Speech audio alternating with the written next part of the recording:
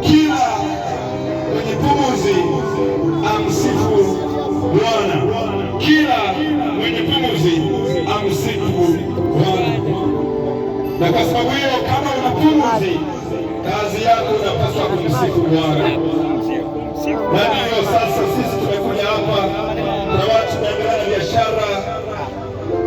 Tumerudi hapa ili kusudi tumwabudu Bwana pamoja, kwa sababu sisi tu wenye pumzi. Ana nguvu yoyote hapa ya kuzuia kitu. Ili utakuwa pamoja nasi kwa wakati na saa ambayo Mungu wa mbingu ametuambia.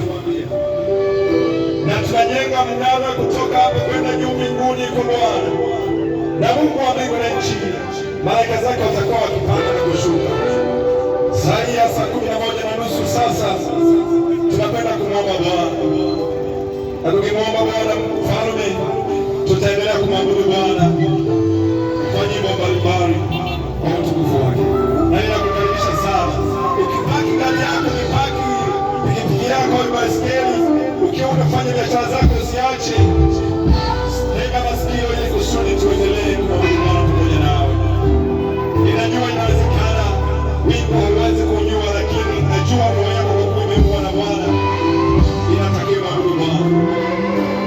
Nilisikia unafanya watu wanaongea hapa, kuna nini? Kuna kitu hiki. Naomba usikilize mpaka mwisho na usiondoke, na utatoka ukijua kwamba kuna nini. Lakini kikubwa, ibada halisi. Yaani fanya kwa uhalisi, acha kujionyesha.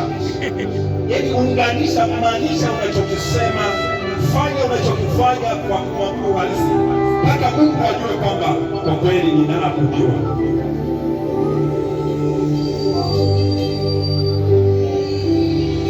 Neno la Bwana jinsi nilivyosema, kila mwenye pumzi amsifu Bwana. Naomba niombe.